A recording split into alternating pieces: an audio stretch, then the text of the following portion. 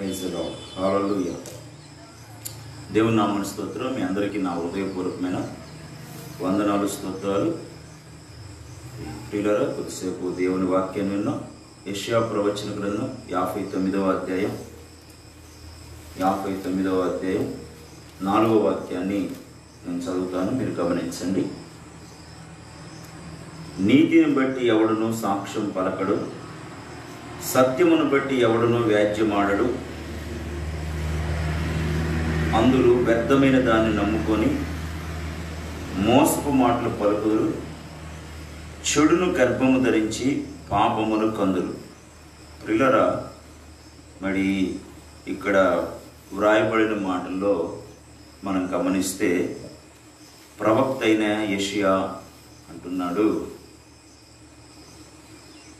ఈ రోజున సమాజంలో కొద్దిమంది చెడుని గర్భం ధరించి పాపాన్ని కంటారు అని. ప్రియమైన దేవుని బిడ్డలారా, ఈ రోజున మానవుడు ఏమి కంటున్నాడు? కనటం అనగా పునరుత్పత్తి, వాటిని వృద్ధి చేయటం. ఆదిలో మానవుడు, ప్రియమైన దేవుని బిడ్డలారా, మానవుని చేసి మీరు ఫలించి అభివృద్ధి చెంది భూమిని నిండించండి అన్నాడు. ఈ రోజున పరిశుద్ధాత్మ దేవుడు మనతో మాట్లాడుతున్న విషయము మనం గమనిస్తే, ఈ శరీర సంబంధమైనటువంటి మరి ఈ సంతానోత్పత్తి కాదు, కానీ మానవుడు ఈ రోజున ఏమి కంటున్నాడు? ఇక్కడ చూస్తే ఈ ప్రజలు చెడుని గర్భం ధరించి పాపాన్ని కంటున్నారు. ప్రియమైన దేవుని బిడ్డలారా, ఆ కన్నది అక్కడ మనం ఆ కన్నటువంటి అనుభవాన్ని మనం గమనిస్తే, ఈ వాక్యాలన్నీ మనం చదువుకుంటూ వస్తూ ఉంటుంటే, ఆ తర్వాత వాళ్ళు ఆ మిడినాగు గుడ్డని పొదుగుతారు అని, సాని పురుగు వలె మరి వాళ్ళ యొక్క వల ఉంటుందని, ఆ గుడ్లు తినేవాడు చస్తాడని, వారి క్రియలు పాపపు క్రియలని. ప్రియులారా, ఈ విధంగా ఈ చెడుని గర్భము ధరించేటటువంటి వాడు ఈ రోజున సమాజంలో 2 వర్గాలు ఉన్నారండి. నీతిని బట్టి జీవించేవాడు, సత్యాన్ని బట్టి వ్యాజ్యమాడేటటువంటి వాడు, వ్యర్థమైన దాన్ని నమ్ముకున్నవాడు, దేవుని నమ్ముకున్నవాడు. ప్రియులారా, ఈ రోజున మనము ఒక వ్యక్తి జీవితంలో వీళ్ళు సత్యాన్ని పక్షాన ఉన్నటువంటి వాళ్ళేనా? వీళ్ళు నీతిగా జీవించే వాళ్ళేనా? వీళ్ళు మోసాన్ని కాకుండా, అబద్ధాన్ని కాకుండా, వ్యర్థమైన దాన్ని కాకుండా, వీరు నమ్మిన దైవము శక్తి కలిగిన వాడేనా, ఉన్నవాడేనా అని ఒక వ్యక్తిని మనం ఎప్పుడు గుర్తిస్తాము అంటే, వారు ఉత్పత్తి చేసిన దాన్ని బట్టి, వారు కన్నదాన్ని బట్టి వారు ఎవరో గుర్తించగలమండి. ఇప్పుడు ఒక సింహం ఉందనుకోండి, సింహము కడుపున సింహమే పుట్టింది. అదేవిధంగా ప్రియులారా, ఈ రోజున మనం ఏదైతే కలిగి ఉంటామో, నీతిని కలిగి ఉన్నామా, సత్యం పక్కన మనం వ్యాజ్యమాడుతున్నామా, అదేవిధంగా మన వ్యక్తిగత జీవితాల్లో మనము చెడుని కాకుండా మనము మంచినే గర్భము ధరించామా? ఈ విషయాలన్నీ మనము తెలుసుకోవాలి అంటే, ఒక మానవుడు కనేదాన్ని బట్టి, పుట్టించేదాన్ని బట్టి, ఉత్పత్తి చేసేదాన్ని బట్టి ఉంటుందని. ఈ రోజున ఈ ఉదయకాల సమయంలో 2 విధాలైనటువంటి అనుభవాలని మనము ఈ రోజున తెలుసుకున్నాము. మనమే పరీక్షించుకొని మనం నమ్ముకున్నది మోసాన్నే? మనం సత్యాన్ని బట్టే నిలబడుతున్నామా? మనము నీతిని బట్టి సాక్ష్యము పలుకుతున్నామా అని మనం విమర్శ చేసుకొని, ప్రియమైన దేవుని బిడ్డలారా, మన పునరుత్పత్తి మనము పుట్టించే వాటిలో మన వ్యక్తిగత జీవితాల్లో మనం శ్రద్ధ వహించాలి అండి. ప్రియమైన దేవుని బిడ్డలారా, ఈ యొక్క చెడుని గర్భం ధరించి పాపాన్ని కన్నప్పుడు చూడండి, మరొక మాట కూడా మనం గమనిస్తే యోబు గ్రంథములో ఒక చక్కటి మాట ఉంటుంది. 15వ అధ్యాయం, యోబు గ్రంథం 15వ అధ్యాయం 34-35 వాక్యాలు నేను చదువుతాను. భక్తిహీనుల కుటుంబము నిస్సత్వగును, లంచగొండుల గుడారములన్నీ కాల్చివేయి. వారు దుష్కార్యమును గర్భమును ధరించి పాపమును కందురు, వారి కడుపున కపటము పుట్టును. చూడండి ప్రియులారా, వీళ్ళు భక్తిహీనులు, లంచగొండులు అంటే ప్రియులారా సత్యము లేనటువంటి వాళ్ళు, నీతి లేనటువంటి వాళ్ళు, ఏ మాత్రం యథార్థత లేనటువంటి వాళ్ళు.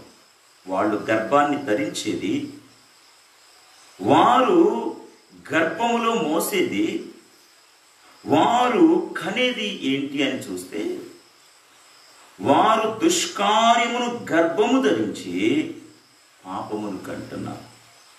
వారి కడుపున కపటం పుడతావు. ప్రియులారా, మన వ్యక్తిగత జీవితాల్లో మనం ఏమి గర్భాన్ని ధరించాము? ప్రియమైన దేవుని బిడ్డలారా, నీతి తప్పినటువంటి వాళ్ళు, సత్యములో లేనటువంటి వాళ్ళు, అబద్ధాన్ని మోసాన్ని నమ్ముకున్న ప్రతి ఒక్కరూ కూడా వారి జీవితాల్లో దుష్కార్యాన్నే గర్భాన్ని ధరిస్తారు. దుష్క్రియలు, చెడ్డ క్రియలు, ఇలాంటి క్రియలు వారు గర్భాన్ని ధరించి, ప్రియమైన దేవుని బిడ్డలారా, వాళ్ళు కనేది ఏంటంటే పాపము కంట. ప్రియమైన దేవుని బిడ్డలారా, వారి కడుపున కపటం పుట్టింది. మనం పరిశుద్ధ గ్రంథంలో చూస్తే ఈ కపటాన్ని గురించి అక్కడక్కడ చాలా స్పష్టంగా పరిశుద్ధాత్మ దేవుడు రాయించాడు. ఈ కపటాన్ని కన్నటువంటి వాళ్ళ ఆ కన్నీళ్ళు కూడా మనకు తెలుసండి. ఆ కపటాన్ని ఏమండి రోజున ఆ యొక్క ప్రియమైన దేవుని బిడ్డారా, మనము పరిశుద్ధ గ్రంథంలో ఇశ్రాయేలులాగా వస్తూ ఉన్నప్పుడు ఆ గిబియోనీలు వారు ఏం చేస్తారు అంటే కపట వేషం.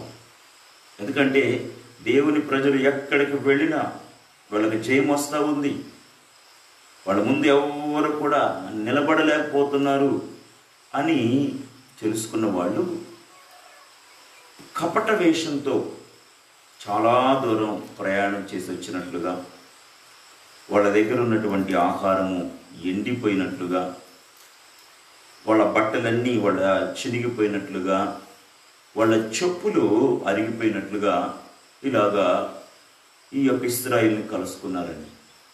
కలుసుకున్నప్పుడు వారు కపటంతో, మేము చాలా దూరం నుంచి వస్తున్నామండి, మీతో మేము సమాధానంగా ఉంటామండి, మీతో కూడా కలిసి ఉంటామండి అని. ప్రియమైన దేవుని బిడ్డారా, ఆ తర్వాత వాళ్ళ కపటము బయటపడిందండి. ఆ తర్వాత మరి దేవుడు వాళ్ళకు ఒక శాపం, ఎప్పుడు మీరు శ్రమ పడాలి, నా దేవుని మందిరానికి మీరు ఎప్పుడు కూడా కట్టెలు కొట్టేవాళ్ళుగా మారాలి అని అక్కడ వాళ్ళకు ఒక ఆజ్ఞ. అవును ప్రియులారా, మనము చాలామంది ఈ రోజున అనుకుంటారు, దుష్కార్యాలు చేస్తూ పాపాన్ని కంటూ ఈ యొక్క ఆ కపటాన్ని పుట్టిస్తున్నటువంటి వాళ్ళు అనుకుంటారు, దీనివల్ల మేము ఏదో సంపాదిస్తాము, లేకపోతే ఏదో మేలు పొందుకుంటాము, ఏదో దీవించబడతాము అని బైబిల్లో ఈ రోజున మానవుడు అనుకుంటున్నాడు. కానీ పరిశుద్ధ గ్రంథమైన బైబిల్ చెప్తా ఉంది, వారు కపటం ద్వారా పుట్టిస్తున్నది వారు బానిసత్వానికే కారణమైంది. వారి వ్యక్తిగత జీవితంలో శ్రమానువారికి అది కారణమైంది, కానీ ఏ మాత్రము వారికి అది ఆశీర్వాదము కాదు అని దేవుని వాక్యం సెలవిస్తా ఉంది. చూడండి, ఈ రోజున ఎంతోమంది కపటంగా ప్రవర్తించినటువంటి వాళ్ళ జీవితాల్లో, అంటే ఆ కపటాన్ని కలిగినటువంటి వాళ్ళు, కపటాన్ని పుట్టిస్తున్నటువంటి వాళ్ళ జీవితాలు ఏమండి ఎంతమంది ఈ రోజున ఎన్ని కష్టాలు పడుతున్నారని. ఇంకా మనం పరిశుద్ధ గ్రంథమైన బైబిల్లో అలాగ ధ్యానిస్తే ఈ కపటాన్ని కలిగి ఉన్నటువంటి ఏమండి ఎంతోమంది వాళ్ళు ప్రాణాలు పోగొట్టుకున్నారండి. ఈ యొక్క కపటము ఏమండి ఈ యొక్క పాపము వారి జీవితానికి వేదనకేనని మనకు దేవుని వాక్యం సెలవిస్తూ ఉంది. మరొక వాక్యాన్ని కూడా మనము పరిశుద్ధ గ్రంథంలో చూసినప్పుడు యాకోబు రాసినటువంటి పత్రిక 1వ అధ్యాయము, యాకోబు పత్రిక 1వ అధ్యాయము 14-15 వాక్యాలు ఒకసారి చదవండి. యాకోబు పత్రిక 1వ అధ్యాయం 14-15 వాక్యాలు. ప్రతివాడును తన స్వకీయమైన దురాశ చేత ఏడవబడి మరులు కొల్పబడిన వాడై శోధింపబడును. దురాశ గర్భము ధరించి పాపమును కనగా పాపము పరిపక్వమై మరణమును కనును. చూడండి ప్రియులారా, ప్రతి వాడు కూడా, ఎవరు నీతి లేనటువంటి వాళ్ళు, సత్యం కొరకు నిలబడనటువంటి వాళ్ళు, అబద్ధాన్ని నమ్ముకున్న ప్రతివాడు వాళ్ళు ఏం చేస్తారంటే దురాశ, అంటే ఇతరులది కావాలి, తనది కాని దాని కోసము ఏమండి ఏ విధంగానైనా దాన్ని చిక్కించుకోవాలి, దాన్ని పొందుకోవాలి. దురాశ. ప్రియులారా, ఆశ పడటం తప్పు కాదండి. ఆశకి హద్దు ఉండాలి, హద్దులు ఉండాలి. హద్దులు ఎలాగుండాలి అంటే, ఇదిగో ఇలాంటి ఆశ ఇదొక దురాశ. దేవుడు దీన్ని ఆమోదించడు. నీతి కలిగిన వాళ్ళకి, సత్యం కలిగినటువంటి వాళ్ళకి, భక్తి కలిగినటువంటి వాళ్ళకి, అబద్ధాన్ని కాకుండా ప్రియులారా దేవుని నమ్ముకున్న వాళ్ళకి అలాంటి వివేచన ఉంటుందండి. అబద్ధాన్ని నమ్ముకున్న వాళ్ళకి ఏముంటుందండి? మోసాన్ని నమ్ముకున్న వాళ్ళకి ఏముంటుందండి? హద్దులు ఏముంటాయి వారి ఆశకి? వారి ఆశలు హద్దులు దాటుతాయి.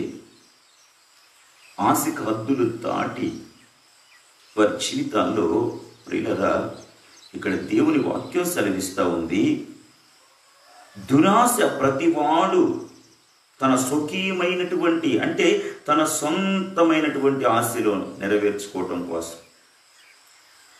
ఆ దురాశ ఒక రోజున వాడిని ఈడ్చేస్తుందండి. ఏడవబడి మరులు కొల్పబడిన వాడై శోధింపబడును. శోధన అనగా ప్రియులారా ఆ సాతానుడు శోధిస్తాడు, లేకపోతే ఒక శ్రమ, ఒక బాధ, ఒక అవమానము. ఈ రోజున ఎక్కువగా మనం గమనిస్తే మానవుడి జీవితంలో ఎందుకు ఈ రోజున ఎక్కువగా బాధను అనుభవిస్తూ ఉన్నాడు? ఎందుకు శ్రమలు పొందుకుంటున్నాడు? ఎందుకు కన్నీళ్లు తెచ్చుకుంటున్నాడు? కన్నీళ్లు రావటం జరుగుతూ ఉంది. ఈ రోజున ఎందుకు వాళ్ళ జీవితాలు శాపంగా అయిపోతున్నాయి? ప్రియులారా, ఒకళ్ళతో కాకుండా ఈ మాటలు అనిపిస్తున్న నీవు, నీ జీవితం ఒక్కసారి ఎలాగుంది? వేదన చెందుతున్నావా? నీకు అవమానాలు వస్తున్నాయా? నీకు కన్నీళ్ళు వస్తున్నాయా? ఒక్కసారి నువ్వు మంచి మనసుతో నీ ఆశని పరీక్షించుకో. ఎలాగుండే నీ ఆశలు? ఈరోజు నీ బాధకి, ఈ రోజున నీ యొక్క వేదనకి నీ దురాశ కారణం కాదా? నీకు ఏమాత్రం కూడా క్షేమం లేని, ఏమాత్రం కూడా నీ మనసుని మలినం చేసి నీ జీవితాన్ని ఎంతో వేదనకి గురి చేస్తున్నా ఏమండి ఈ యొక్క మనము ఈ దురాశని చంపాలని, ఈ దురాశని తొలగించుకోవాలి. ఈ దురాశను మనం తొలగించుకున్నప్పుడు మన వ్యక్తిగత జీవితాల్లో ప్రియులారా, తొలగించుకోకపోతే ఇక్కడ దేవుడు చాలా స్పష్టంగా చెప్తా ఉన్నాడు, దురాశ గర్భమును ధరించి పాపమును కనగా పాపము పరిపక్వమై మరణాన్ని కన్నది. ప్రియులారా, దేవుడు ఈ ఉదయకాల సమయంలో మనతో ఒక ప్రశస్తమైన మాటలు మాట్లాడుతూ ఉన్నాడు. మనకున్నటువంటి దురాశనే గర్భము, మనకున్నటువంటి చెడనే గర్భము, మనకి ఉన్నటువంటి ప్రియమైన దేవుని బిడ్డలారా, ఇలాంటి అనుభవాల్లో నుంచి మనము బయటికి రాకపోతే చనిపోయిన తర్వాతకి అవకాశం ఉండదండి. ప్రియమైన దేవుని బిడ్డలారా, ఒక వ్యక్తికి క్యాన్సర్ గడ్డ తనకు వచ్చిందనుకోండి, ఆ గడ్డని తొలగించుకోకపోతే, ఆ ప్రియులారా, ఆ గడ్డ ఉన్నంత వరకు బాగానే ఉంటాడు, బాధపడుతూనే ఉంటాడు. ఒక పక్క ఆ గడ్డ అతన్ని బాధిస్తూనే ఉంటుంది. ఆ తర్వాత అది పరిపూర్ణమైన తర్వాత అది పగిలితే తన ప్రాణాన్ని పోతాయి. ప్రియమైన దేవుని పిల్లరా, కనుక మనం ఈ రోజున మన జీవితాన్ని మనమే ఈ రోజున సమాజంలో మన వాళ్ళని ఇళ్ళని కాదండి, మనం నమ్ముకుంది సత్యాన్నేనా? చాలామంది నాది సత్యం అంటే నాది సత్యం, నాది సత్యం అంటే నాది సత్యం, నాది నీతి, నేను నమ్ముకుంది మరి మోసాన్ని కాదు అని రోజున వాదనలు, డిబేట్లు, ఏమండి ఇలాంటి వాటి వల్ల ఏ ప్రయోజనం లేదు. కానీ ఒక మానవుడుగా, ఒక మనిషిగా నీవు మంచి మనసుతో ఒక్కసారి నీవు పరిశీలించుకుంటే అసలు నీవు ఏం ఉత్పత్తి చేస్తున్నావు? ఈ సమాజంలో ఏమి నువ్వు పునరుత్పత్తి చేస్తున్నావు? నీవు దేవుడు నీ నుంచి ఏమి ఆశిస్తూ ఉన్నాడు? దేవుడు నిన్ను ప్రియులారా, మానవుడు అందరినీ కూడా దేవుడు చెడుని కనాలని కానీ, దుష్కార్యాలు కనాలని కానీ, పాపాన్ని వారు కని ధరించి పాపాన్ని మరణాన్ని కనాలని దేవుడు ఏర్పాటు చేయాల.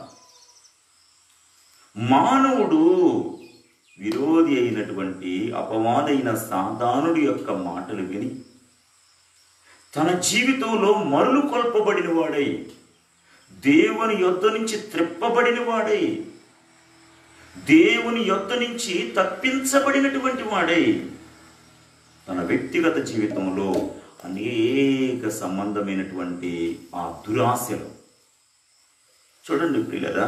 కొంతమంది ఏమండి ఇందులో ఏదో మేము ప్రభువుని నమ్ముకున్నామని మాటలు చెప్తే కాదండి, మనలో ఆ దురాశ ఉంటే అది ఎవరైనా సరే ఒక రోజున వారు ఏదైతే ఏమండి గర్భాన్ని దారుస్తారో అదే కంటారు. ఏమంటే ఒక రోజున ఈ అమ్నోను అనేటటువంటి వ్యక్తి ఒక దురాశ అండి, తన చెల్లెలైనటువంటి తామారుని చూడండి, దురాశ కాదండి, అది పాపం కాదండి. ఏమంటే ఒక రాజుగారి కుమారుడు అండి, పెద్ద కుమారుడు, రాజుగారు తర్వాత రాజుగారు అంతవాడు యువరాజు.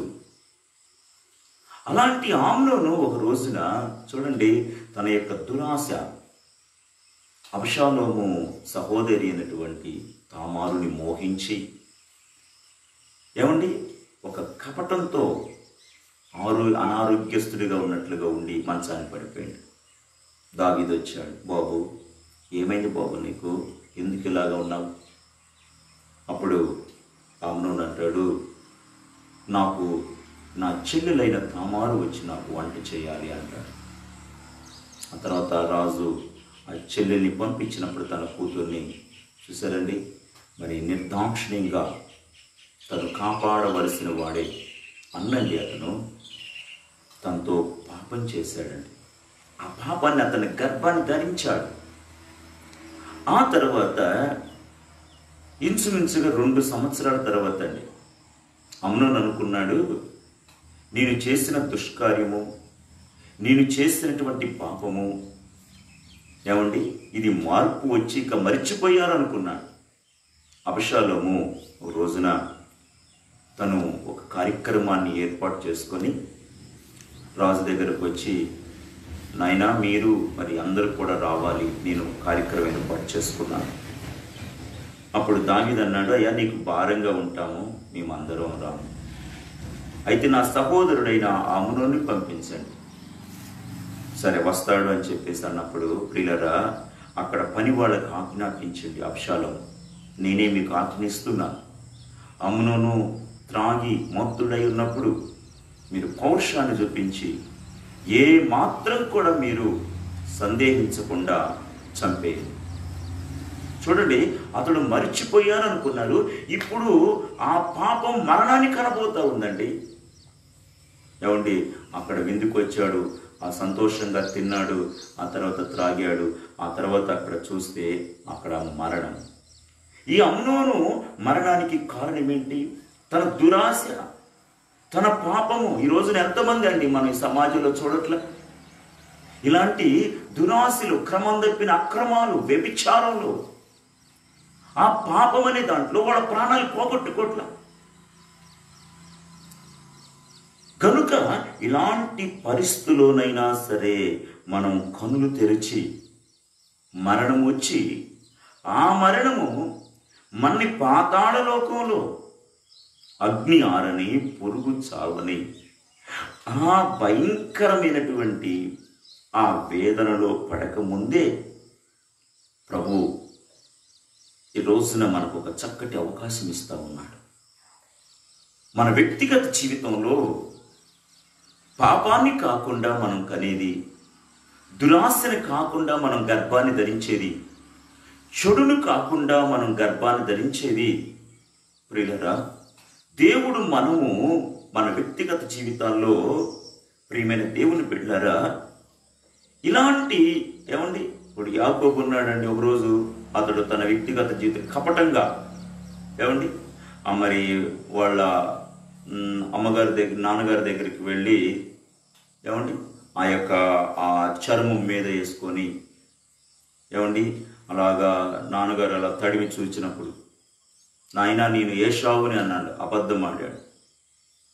ఆ తర్వాత బాబు నీ స్వరం చూస్తే యాకోబులాగుందే, ఏషావుకి ఒళ్ళంతా కూడా రోమములు కలిగి, ఒకసారి రా బాబు దగ్గర అని చూసి అతను తండ్రి పాపం ఏమండి ఆ గుడ్డివాడు, అప్పటికే కొంచెం వయసు చాలా పెద్దదయ్యి మరి తన కనులు కొంచెం మంద దృష్టి గలవాడై ఉన్నాడు. దగ్గరకు వచ్చినప్పుడు చూడండి ఆ చర్మం, ఆ యొక్క ఆ మేక ఆ యొక్క చర్మం వేసుకొని ఉన్నాడండి. ఇలా తడిమి చూస్తే ఆ ఏషావులాగా. ప్రియమైన దేవుని బిడ్డలారా, ఆ తర్వాత ఆ రోజున ఆయన తన తండ్రిని మోసం చేశాడు, తన తండ్రి దగ్గర అబద్ధం ఆడాడు. చూడండి ఆయన ఎంతమందిని కన్నాడో తెలుసండి? 10 మందిని మోసగాళ్ళని కన్నాడండి, 10 మంది దుష్కార్యాలు చేసేవాళ్ళని కన్నాడండి. తన 10 మంది కుమారులు యోసేపుని నిర్దాక్షిణ్యంగా అమ్మేసేసి ఒక గొర్రె పిల్లని, ఏ మేక పిల్లతో అయితే ఏమండి ఏ యొక్క పశువుతో అయితే తండ్రిని మోసం చేశాడో చూడండి, ఇప్పుడు 10 మంది చేత మోసగించబడుతుండండి. చూడండి ఎంత, చూడండి. అందుకనే ప్రభు అంటాడు, మోసపోకుడి, దేవుడు ఎక్కిరింపబడడు. మనం ఏదైతే ఎత్తుతామో అదే కోస్తాము, ఏది గర్భంలో మనము మోస్తామో అదే కంటాము. గర్భంలో అమ్మాయి ఉంటే అమ్మాయి పుట్టింది, అబ్బాయి ఉంటే అబ్బాయే పుడతాడు. అలాగే ప్రియమైనటువంటి వాళ్ళరా, మానవుడు ఏదైతే విత్తుతాడో దాన్నే కోస్తాడు. కనుక మన వ్యక్తిగత జీవితాల్లో మనము ప్రియమైన దేవుని బిడ్డలారా చూడండి, ఆ యాకోబు పిల్లలందరూ వచ్చి ఆ వస్త్రాన్ని ఆ రక్తంలో ముంచి, నాన్నగారు మాకు ఈ వస్త్రం దొరికింది, ఏమీ తెలియనట్లుగానే ఏమండి మాకు దొరికింది, ఇది ఎవరిదో చూడండి, ఇది నా కుమారుడైన యోసేపుదే, నా కుమారుడా యోసేపు అంటూ అతడు అనేక రోజులు ఏడుస్తూనే ఉన్నాడు. ఆ రోజున తండ్రి కూడా మిక్కిలి భయపడి ఏడ్చాడు, అయ్యో నన్ను మోసం చేశాడు నీ సహోదరుడు. ఏమండి ఒక పక్క ఏషావుకి నీ మాట ఇచ్చాను, మరి అతనేమంటా అదొక భయం, ఏడుపు. ఏమండి? ప్రియమైన దేవుని బిడ్డలారా, మరి తన జీవితంలో అనేక సంవత్సరాలు తను చేసినటువంటి పనిని బట్టి చూడండి. గనుక ప్రియమైన దేవుని బిడ్డలారా, దేవుడు మనతో చాలా స్పష్టంగా మాట్లాడుతూ ఉన్నాడు. మనం నీతిని నమ్ముకున్నామండి, సత్యం పక్షాన వ్యాజ్యం ఆడదాం, సత్యం పక్షాన నిలబడదాము. మోసాన్ని నమ్ముకోవద్దు, మనం దేవుని నమ్ముకున్నాము. దేవుణ్ణి నమ్ముకున్నటువంటి మనము, ప్రియమైన దేవుని పిల్లలారా, నీతిని కలిగినటువంటి మనము, సత్యం పక్షాన వ్యాజ్యమాడుతున్నటువంటి మన జీవితాల్లో కనవలసినవి కొన్ని ఉన్నాయండి. మనం ఏమి కనాలి అని పరిశుద్ధ గ్రంథంలో చూస్తే, 1 కొరింథీయులకు రాసిన పత్రిక 4వ అధ్యాయం 16వ వాక్యాన్ని నేను చదువుతాను, మీరు గమనించండి. 4:16. క్రీస్తునందు మీకు ఉపదేశకులు 10,000 మంది ఉన్నను, తండ్రులు అనేకులు లేరు. క్రీస్తు యేసునందు సువార్త ద్వారా నేను మిమ్మల్ని కంటిని కనుక. చూడండి, యేసునందు సువార్త ద్వారా నేను మిమ్మల్ని కంటిని. ప్రియమైన దేవుని బిడ్డలారా, మీరు నన్ను పోలి నడుచుకున్న వారై ఉండవలనని మిమ్మల్ని బతిమాలుకొనుచున్నాను. చూడండి, ఇక్కడ పౌలు గారి జీవితంలో కూడా ఒకప్పుడు సౌలు అంటే పెద్దవాడు. అది ఏమండి? అదేవిధంగా ఒకప్పుడు తను కూడా మరి నీతిమంతునిగా చెయ్యలేని ధర్మశాస్త్రాన్ని నమ్ముకున్నాడు. అదేవిధంగా తన జీవితంలో మోసాన్ని నమ్ముకున్నాడు. సత్యవంతుడైన దేవుణ్ణి, సత్యవంతుడైన నేనే సత్యమన్న యేసయ్యని పక్కన పెట్టి సత్యానికి విరుద్ధంగా అతను పోరాటాలు చేశాడు, సత్యానికి విరుద్ధంగా వ్యాఖ్యలు ఆడాడు. అయితే ఒక రోజున దేవుడు అతన్ని దర్శించాడు. ఒక రోజున ప్రభు అతనితో మాట్లాడాడు. ప్రభు ఒక రోజున తన కనులు తెరిచాడు, తన హృదయాన్ని తెరిచాడు, తన యొక్క అజ్ఞానమైన పొరలు రాల్చిన తర్వాత ఇక ఏ మాత్రం కూడా ఆలస్యం చేయకుండా, ఒకప్పుడు చెడుని, పాపాన్ని, దురాశల్ని, గర్భాన్ని ధరించినటువంటి ఆయన ఇప్పుడు తన జీవితంలో అనేక మంది దేవుని పిల్లల్ని కంటా ఉన్నాడండి.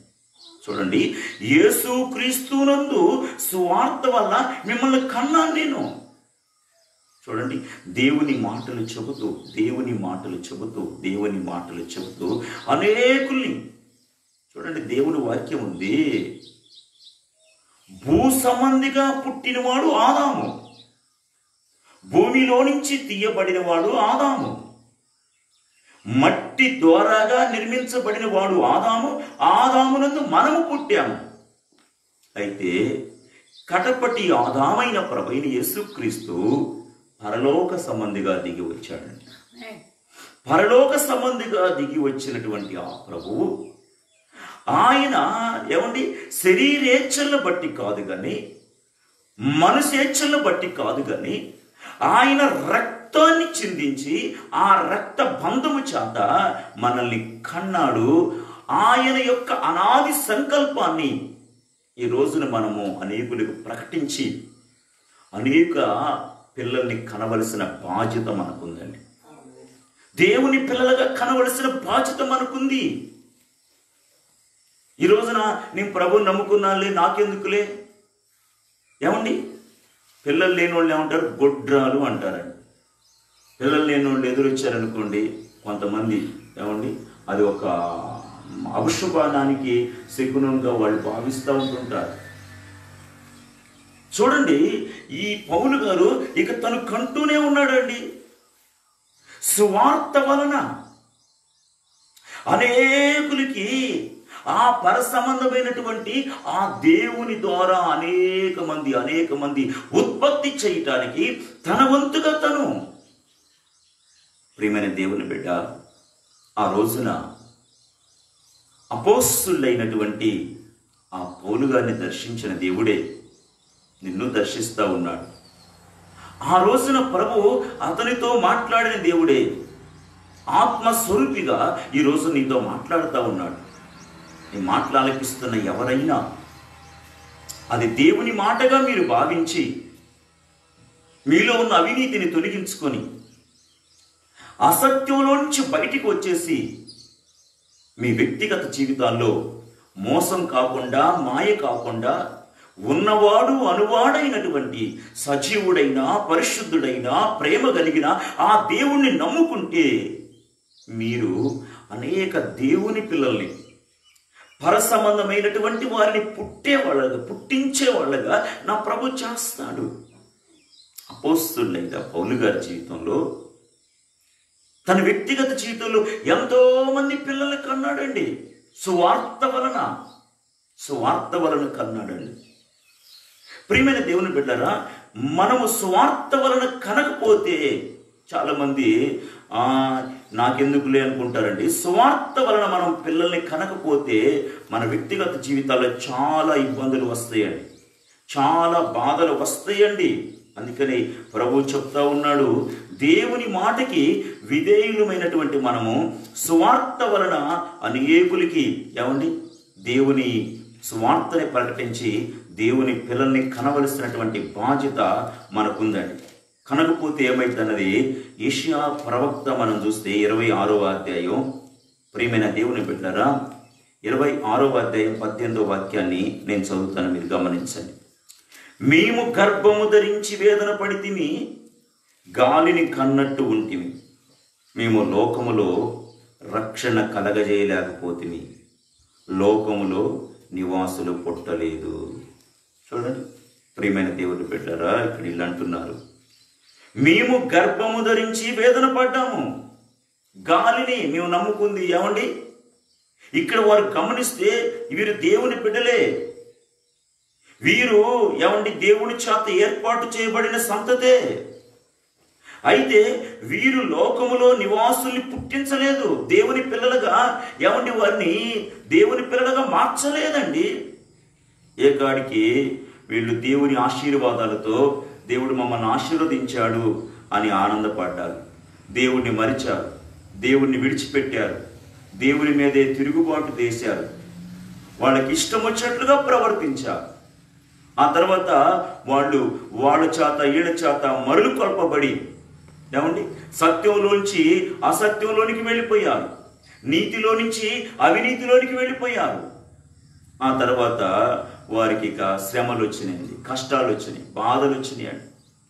ఆ సమయంలో కష్టాలు బాధలు వచ్చినప్పుడు మరలా దేవుని వైపు తిరిగి వాళ్ళు మొరపెడుతున్నారు దేవునికి.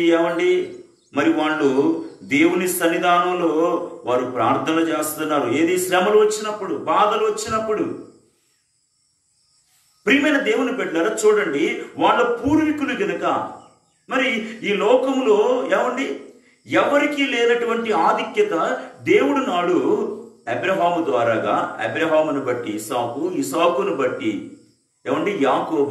యాకోబుని దేవుడు ఇశ్రాయేలుగా మార్చి ఆ సంతానాన్ని బహుగా దేవుడు పునరుత్పత్తి చేసి బహుగా విస్తరింప చేసేసి వారికి దేవుడు, ప్రియమైన దేవుని బిడ్డలారా, ఒక గొప్ప ఆధిక్యతనిచ్చాడు దేవుడు, చక్కటి జ్ఞానాన్ని ఇచ్చాడు దేవుడు. వారిని కాపాడుతున్నాడు, వారు ఆశీర్వదించబడుతున్నారు. వారు నాటని చెట్లను వాళ్ళకి ఇచ్చాడు, వాళ్ళ కట్టని గృహాలను వాళ్ళకి ఇచ్చాడు దేవుడు, వాళ్ళని ప్రేమించి.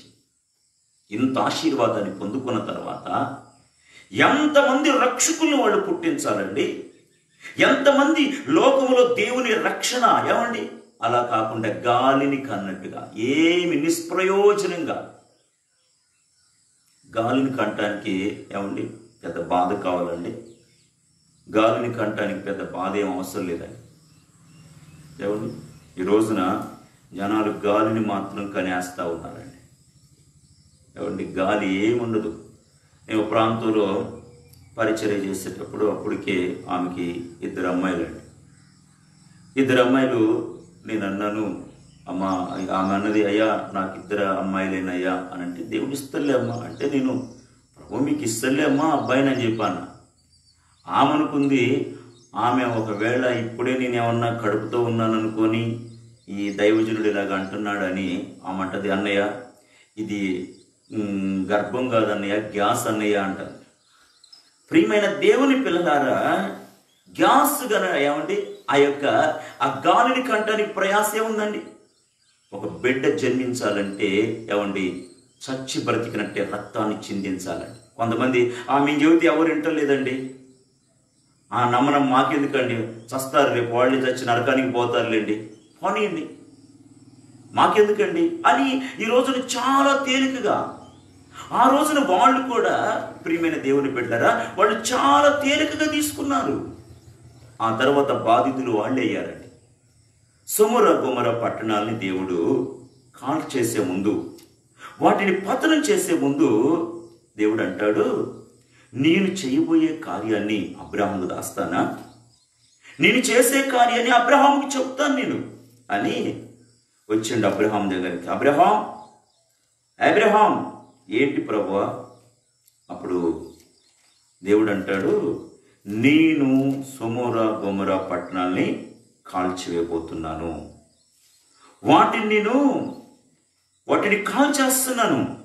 అప్పుడు అబ్రహాం అంటాడయ్యా, అక్కడ మరి ఉన్నారు, అవినీతిమంతులు ఉన్నారు, సత్యాన్ని తప్పిన వాళ్ళు ఉన్నారు, మోసాన్ని నమ్ముకొని చెడుని గర్భం ధరించిన వాళ్ళు ఉన్నారు, తప్పకుండా వాళ్ళకి మరణం రావాల్సింది. అయితే మరి అక్కడ మరి సత్యాన్ని నమ్ముకున్న వాళ్ళు ఉంటేనయ్యా, సత్యం పక్కన వ్యాజ్యమాడు వాళ్ళే ఉంటే, అక్కడ నీతి కలిగిన వాళ్ళు ఉంటే, మరి అక్కడ నిన్ను నమ్ముకున్న వాళ్ళు ఉంటే అది నీకు దూరం అవును కాక.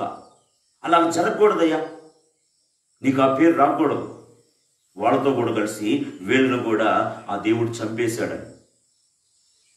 అక్కడ ఒక 50 మంది ఉంటేనయ్యా, ప్రభు అంటాడు అక్కడ 50 మంది అయ్యా, అక్కడ ఒకవేళ 40 మంది. చూడండి ప్రియులారా, ఈ యొక్క అబ్రహాముకి ఏదో సొమొర గొమొర పట్టణాల గురించి పెనుగులాడుతూ ఉన్నాడు, ఒక ప్రయాస. ఆ దేవుని సన్నిధానంలో కొంతమందికి ఏమండి అక్కడే ఉన్నాడు లోతు అండి. లోతు భార్య ఉందండి, లోతు పిల్లలు ఉన్నారండి.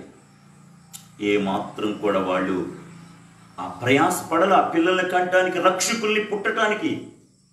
కనీసం వాళ్ళు ఏమండి వారు దేవుని సువార్తని, దేవుని ప్రభావాన్ని 10 మందికి ప్రభావం చేయగలిగిన ఈ రోజున చరిత్రలో సొమొర గొమొర పట్టణం కూడా నిలిచి ఉండేదండి. ఆ తర్వాత ఆ పట్టణాలు కాల్చివేయబడ్డాయి. రక్షకుల్ని కననందున, దేవుని ప్రభావం వీళ్ళ ద్వారా వెడలిపోనందున బాధితులు ఎవరండి? లోతు కుటుంబం బాధితమైంది కదండి. తన భార్య అవిధేయంగా ప్రవర్తించి ఆ సొమొర గొమొర వైపు ఇంకా ఆమె ఆ అందాలను వదుకోలేక ఎనుదిరిగి చూసినప్పుడు ఆమె చనిపోయింది కదండి. ఆ తర్వాత అక్కడ ఉన్నటువంటి కల్చర్, అక్కడ ఉన్నటువంటి చెడు ఏమండి, ఎవరు లేనందున బిడ్డలు కూడా ఎవరున్నారు అని చెప్పేసి ఆ బిడ్డలు కూడా పాడైపోయారు కదండి. ఆ తర్వాత లోతు జీవితంలో మనం చూస్తే ప్రియులరా, విశ్వాసులకు తండ్రైన అబ్రహాముతో అనేక సంవత్సరాలు కలిసి జీవించినవాడు, ఎంతో ఆశీర్వాదాన్ని అనుభవించినవాడు. అలాంటి జీవితంలో ఎందుకు అతను అంత బాధితుడిగా మార్చబడ్డాడు? ఎందుకు తన జీవితం అంత శాపంగా మరి ముగించబడింది? ఒక శపితమైనటువంటి మూల పురుషులకి తండ్రిగా తన సంతతి ఎందుకుంది? కారణం ఒకటేనండి, అతను రక్షకుల్ని కనల, దేవుని స్వార్థ వలన దేవుని బిడ్డల్ని కనల. ప్రియమైన దేవుని బిడ్డలారా, మన వ్యక్తిగత జీవితాల్లో దేవుడు అంటున్నాడు, మనం ఎప్పుడైతే నీతిలోనికి వచ్చామో, ఎప్పుడైతే సత్యములోనికి వచ్చామో, ఎప్పుడైతే ఆ సత్య దేవుడైన, జీవము కలిగిన, ప్రేమమయుడైన, పరక్రమశాలైన దేవుణ్ణి నమ్ముకున్నామో, మనం సువార్త వలన అనేకుల్ని కనాలండి. ఒకళ్ళకి దేవుని యొక్క ప్రేమని, దేవుని ఔన్నత్యాన్ని, ఆయన కాపాడే విధానాన్ని, ఆయన కరుణించే విధానాన్ని, ఆయన దయ చూపించే విధానాన్ని నీవు నలుగురికి చెప్పగలిగితే, ఆ నలుగురు కనులు తెరవబడగలిగితే, వారు దేవునిలోనికి వస్తే వారు నిన్నేమంటారు తెలుసండి? మమ్మల్ని ఆత్మీయతలోనికి నడిపిన తల్లి అండి, మమ్మల్ని ఆత్మీయతలోకి నడిపిన తండ్రి అండి అని. ప్రియమైన దేవుడి బిడ్డలారా, మనము ప్రశాంతంగా ఉంటాము. వేదన లేకుండా ఏమండి దేవుడు అంటాడు, ఏమండి ఒక జననం కనాలంటే ఒక ప్రసవ వేదన, ఒకనాటి ప్రసవ వేదన జరిగిపోయింది. అందుకనే పౌలు గారు అంటాడు చూడండి, గలతీయులకు రాసిన పత్రిక 4వ అధ్యాయం 19వ వాక్యాన్ని మనం గమనిస్తే, నా పిల్లలారా, క్రీస్తు స్వరూపము యందు ఏర్పడు వరకు మీ విషయమై మరలా నాకు ప్రసవ వేదన కలుగుతున్నది. చూడండి, పౌలు గారు ఏదో ఇక్కడ సువార్త మాటలు ప్రకటించాను, వారు ప్రభువుని నమ్ముకున్నారు అని కాదు, కానీ అతని భారం ఏంటంటే వీళ్ళలో క్రీస్తు రూపం రావాలి, వీళ్ళు క్రీస్తులాగా మారాలి, వీళ్ళలో నేను క్రీస్తుని పుట్టించాను అన్నది రావాలి. ప్రసవ వేదన పడుతున్నాడండి, తన పొట్టని మార్చుకుంటున్నాడండి, నిద్రాహారాలు మానుతున్నాడు, తన గురించి తనేం ఆలోచిస్తట్లా. నాకు వస్త్రాలు ఉన్నాయా లేవా, నాకు ఆహారం ఉందా లేదా, నా కుటుంబం ఏంటి, నా బిడ్డలేంటి, లేకపోతే నా జీవితం ఏంటి, ఇవేమీ తను ఆలోచించట్లా. తన ఆలోచన, తన యొక్క ఉద్దేశము ఏంటంటే దేవుడు నన్ను కన్నాడు. ప్రభు అంటాడు, నీవు నా కుమారుడివి, నేడు నిన్ను కన్నాను నేను. దేవుడు నన్ను కన్నాడు, నేను అనేక పిల్లల్ని కనాలి, వారిలో క్రీస్తు స్వరూపం రావాలి. ఈ రోజున ఇలాంటి భారం ఉందా ప్రియమైన దేవుని పిల్లలారా? ఒక దైవజనుడికే కాదండి, ప్రతి ఒక్కరికి రావాలండి. ఎందుకంటే మనం అబద్ధాన్ని నమ్మిన వాళ్ళం కాదు, మోసాన్ని నమ్మిన వాళ్ళం కాదు, చెడుని నమ్మిన వాళ్ళం కాదండి. మనం సత్యం పక్షాన ఎన్ని సమస్యలైనా దేవుని కొరకు బ్రతుకుడు క్రీస్తే చావైతే లాభమని నిలబడినటువంటి వాళ్ళమండి. మనం నీతి కొరకు మనం నిలబడిన వాళ్ళము. మన వ్యక్తిగత జీవితంలో ఒక్కసారి మనం ఏదో ఇక నేను ప్రభువుని నమ్ముకున్నాను, భక్తుని అయిపోయాను, ఒక బైబిల్ కూడా ఉందండి, 2 పాటలు కూడా వచ్చండి అని మనము సంతృప్తి పడటం కాదు. కానీ ప్రియమైన దేవుని బిడ్డలారా, పరిశుద్ధాత్మ దేవుడు మనతో చెప్తా ఉన్నాడు. మన వ్యక్తిగత జీవితంలో చూడండి, అపోస్తలుడైన పౌలు గారు తను సువార్త వలన అనేకుల్ని కన్నాడు. కన్న తర్వాత వాళ్ళలో ఏమండి ఒక తల్లిదండ్రులు బిడ్డ గణంగులని అయిపోయిందండి. ఏమండి కనటం ఏమండి 9 నెలలు లోన్ ఉంటాడు. ఏమండి ఒక రోజులో ప్రసవం, ఒక ఏమండి కొన్ని గంటల్లో వాడు బయటకు వస్తాడు. వాడు ప్రయోజకుని చేయాలి అంటే, వాడు ఒక గొప్ప ఉన్నత స్థితిలోనికి రావాలంటే ఎంతోమంది తల్లిదండ్రులండి ఆకి పనిచేసి వృక్షాలు దొక్కి ఏమండి అక్కడ ఇక్కడ ఎన్నో అగసాట్లు పడి ఏమండి, ఎందుకంటే నా బిడ్డలు నాలా శ్రమ పడకూడదు, నా బిడ్డలు నాలాగా ఏమండి మరి బలహీనులుగా ఉండకూడదు, ఒక గొప్ప స్థితిలో ఉండాలని ఏ తండ్రి అయినా తన బిడ్డల గురించి ఆలోచిస్తాడు. మరి అలాంటి పరిస్థితిలో ఈ భూ సంబంధంగానే ఒక ఉన్నతమైన దానికోసం ఆ తల్లిదండ్రులుగా అంత ప్రయాసపడుతున్నారు. మరి మనలో క్రీస్తు స్వరూపం రావాలండి. ప్రియమైన దేవుని బిడ్డలారా, మన వ్యక్తిగత జీవితంలో మనల్ని మనమే పరీక్షించుకుంటూ నాకెందుకు అనుకోవద్దండి. మనం నీతి కలిగిన వాళ్ళం, సత్యం కలిగిన వాళ్ళమండి, మనం మనుషులమండి, మనలో దేవుని ప్రేమ ఉండాలి. ఈ రోజున అనేకులు తెలియకుండాయే నరకాగ్నిలో వెళుతున్నారండి. మన హృదయాలు ఏమి కావాలండి? పోతే మనకెందుకు అనుకోవటం కాదండి, వాళ్ళ కోసం కన్నీరు కారవాలి, ప్రార్థన చెయ్యాలి. ఆ రోజున అపోస్తలుడైన పౌలు గారు ఆయన అంటాడు, నేను అనేకులు కనటానికి కోసం అనేకుల్ని దేవుళ్ళు నడిపిన ఆ ప్రాణం నాకు ప్రియముగా నేను ఎంచుకోలేదు. కనుక ఈ రోజున ఎంతో మంది సేవకులండి నరమాంస భక్షకుల మధ్యలోనికి మిషనరీలుగా వెళ్ళిపోయారండి. వాళ్ళ రక్త సంబంధికులను వదిలిపెట్టుకొని, వాళ్ళ తోబుట్టులు వదులుకొని ఎక్కడుంటే అక్కడే నా సహోదరులు, నా సహోదరీలు, నా తల్లులు, నా తండ్రులు అని చెప్పేసి వాళ్ళ క్షేమం కోసం, వాళ్ళ మేలు కోసం అర్థం చేసుకోకపోయినా రాత్రింబగళ్ళు ఏమండి దేవుని పాదాలు పట్టుకొని పెనుగులాడి ఈ రోజున అనేకులే కంటూ వాళ్ళలో క్రీస్తు రూపం రావాలని ప్రయాసపడుతున్నారండి. ప్రియమైన దేవుని బిడ్డ, మరి నీ సంగతి ఏంటి?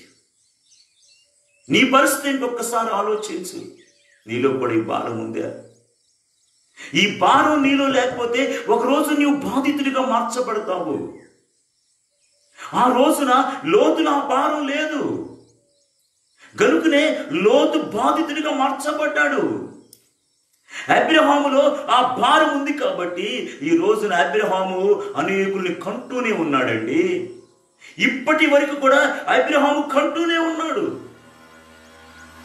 ఈ మాటలకిస్తున్న ప్రియ దేవుని బిడ్డలారా, మన వ్యక్తిగత జీవితాల్లో ముందు ఆయన నేను క్రీస్తులో పుట్టాను, నేను క్రీస్తులో జన్మించాను కాబట్టి నేను క్రీస్తులాగా మారాలి అని తను క్రీస్తు యేసులాగా మారి ఇప్పుడు అనేకుల్లో ఆ స్వరూపం రావాలని తను ప్రయాసపడతా ఉన్నాడు అపోస్తలుడైన పౌలు గారు.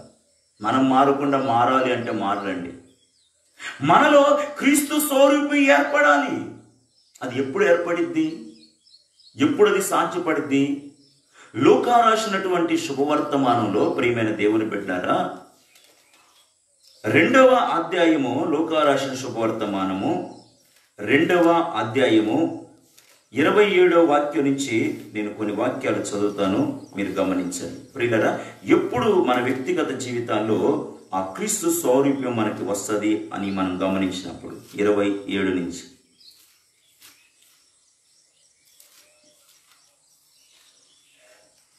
మొదటి అధ్యాయం 27వ వాక్యం నుంచి అండి.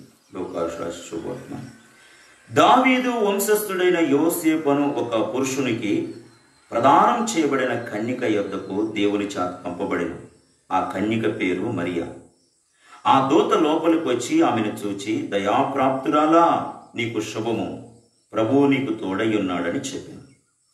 ఆమె ఆ మాటకు బహుగా తొందరపడి ఈ శుభవచనం ఏమిటో అని ఆలోచించుకొనుచుండగా దూత, మరియా, భయపడకము, దేవుని వలన నీవు కృప పొందితివి. ఇదిగో, నీవు గర్భము ధరించి కుమారుని కని ఆయనకి యేసు అని పేరు పెట్టుదువు. ఆయన గొప్పవాడై సర్వోన్నతుని దేవుని కుమారుడనబడును. ప్రభు అయిన దేవుడు ఆయన తండ్రి అయిన దావీదు సింహాసనమును ఆయనకిచ్చును. ఆయన యాకోబు వంశస్థులను యుగములు ఏలును. ఆయన రాజ్యము అంతము లేనిదయ్యుండును. ఆమెతో చెప్పాను. అందుకు మరియా, నేను పురుషుణ్ణి ఎరగని దాన్ని, ఇది ఎలాగ జరుగునని దూత, పరిశుద్ధాత్మ నీ మీదకి వచ్చును, సర్వోన్నతుని శక్తి నిన్ను కమ్ముకొనును గనుక పుట్టబో శిశువు పరిశుద్ధుడై దేవుని కుమారుడు అనబడును. దేవునికి స్తోత్ర. చూడండి, ఒక రోజున ఒక యవనస్తురాలు ఒక కన్య దగ్గరికి ఒక దూత పంపించబడిందండి. గాబ్రియేల్ దూత, దయాప్రాప్తురాలా, శుభమవునుగాక, నీకు మేలు జరుగునుగాక. ఒక్కసారిగా ఆమె తొందరపడింది. ఎందుకంటే ఇంకా నా వివాహం కొన్ని రోజుల్లో అయింది. వివాహం అయిన తర్వాత వచ్చి మాకు ఆమె శుభవచనాలు చెప్తే మాకు చక్కటి బిడ్డలు, లేకపోతే మా ఆశీర్వాదం ఏంటి. ఇప్పుడు ఆమె బహుగా తొందరపడింది. ఆమెకు భయం అయింది. దీని వెంటనే భయపడబాకు అని దూత అంట. నువ్వు భయపడబాకు,